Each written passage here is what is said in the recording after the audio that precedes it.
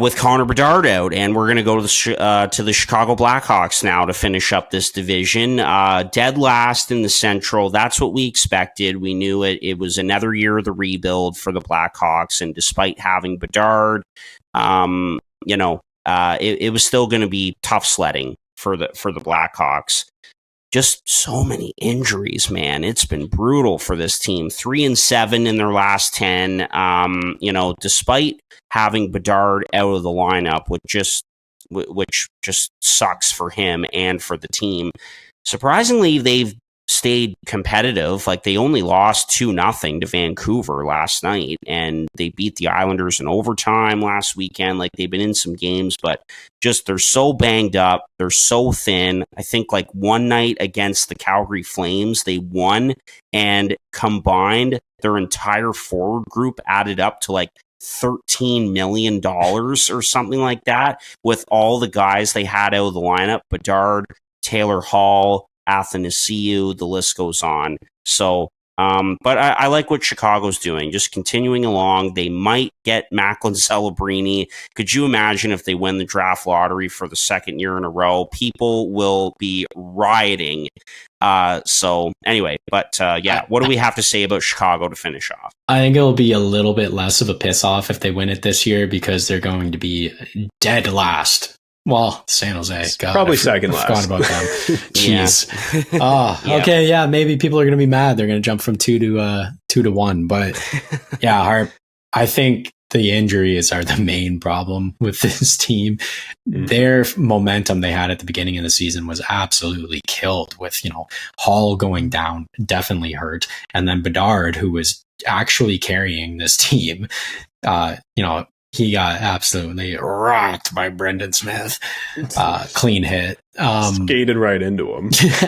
Brendan Smith just stood still. Yeah, exactly. I actually thought that this team was going to be playing a lot of like interesting, fun games to watch. Harper, you just mentioned that they have still been doing that, but I thought so more when they had Tyler Johnson and Athanasiou and Hall and Beauvillier and Bedard. But the team is so beat up now. It's looking pretty bleak on forward. I will say I've watched a couple games and I'm really impressed with Korchinski and how he's played to start this season. And I think that he's going to have a very, very bright career ahead of him. But yeah, this team is not good. No. Yeah, in the preseason we picked them to finish 8th. They're sitting in 8th. They are not moving from 8th. They have 30 points in 47 games. In the preseason we said, or at least I said, I could see them having 65, 70 points. But like Casey just alluded to, that was before all of the injuries. So Corey Perry, when they had him too. Yeah. And now he's in Edmonton, and nobody still knows what he did, and we'll never find out because it's the NHL, and we don't even know what Val Nichushkin did last year in Seattle. So that's right. It is what it is. But Chicago, a couple things. They're going to be okay next year, really. Like, if people are healthy, if players on this team are healthy next season, they're going to be, I don't want to predict now. It's middle of the season, but, they're going to be better off than they are this year, I think is safe to say. Oh, of course. And that will also be after getting another really high pick, which is just great for them. But I'll say this, you like Chicago, you have no players. Sign Phil Kessel. Why have they not signed Phil Kessel? It's mind-boggling. Just to get him to 1,000 points. Yeah, exactly. Yeah. And to continue his streak. I don't know. It's one of those things, it just seems odd, but I guess Chicago isn't in the business of treating players well, so it shouldn't be surprising. Can you tell me that, without looking, who their current active point leader is? I can. I honestly have no idea. I don't think I've looked at Chicago stats all year. I would guess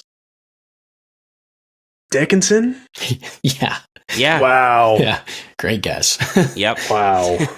How many points does he have? Just curious. Oh, he's 24 in 47 games, is the leader after Connor Bedard.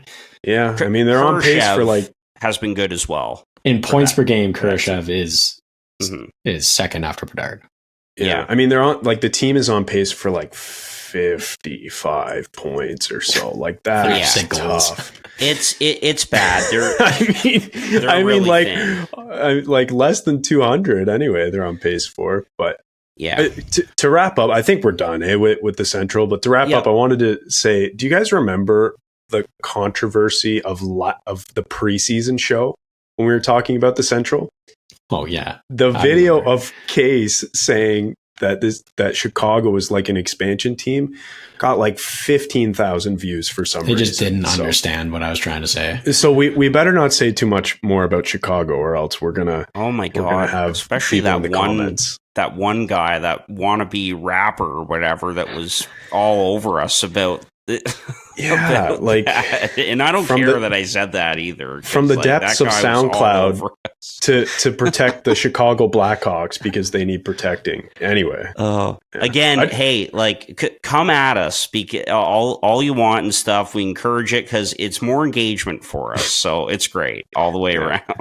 I just wanted to say that because when I listened back, I was like, oh yeah, I forgot about that. And then went back and watched the reel and I was like, oh my God, people are nuts. I know. I couldn't believe it. Such a random thing too. But a couple more things with the Blackhawks. Again, I like the direction that they're going in.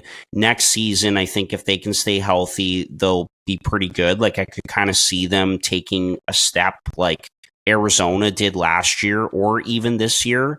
Not be a playoff team, obviously, but like they should be better. Case, I'm with you. Korchinski, very impressive. Alex Vlasic as well, guys, is another young defender on this team.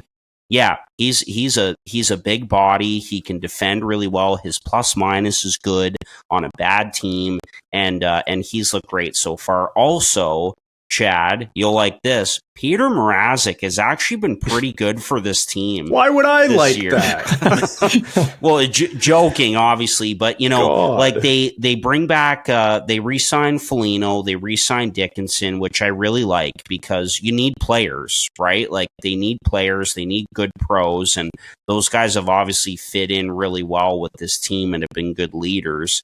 And they might bring back Mrazek, like a guy who was a throw-in, a cap dump, and they got a first-round pick out of it from Toronto, as we know, at the Montreal draft. Like, he's looked pretty good for this team, and they may decide to hang on to him as well. So I like what Chicago's got going on, but they're a bad team right now.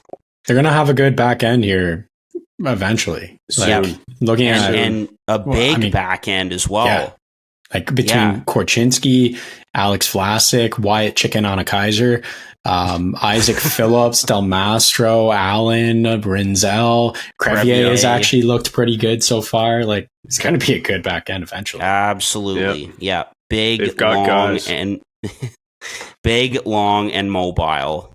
And we've seen that time and time again. That's what wins championships in this league. So anyway, whether you like it or not, it's a bright future in Chicago. So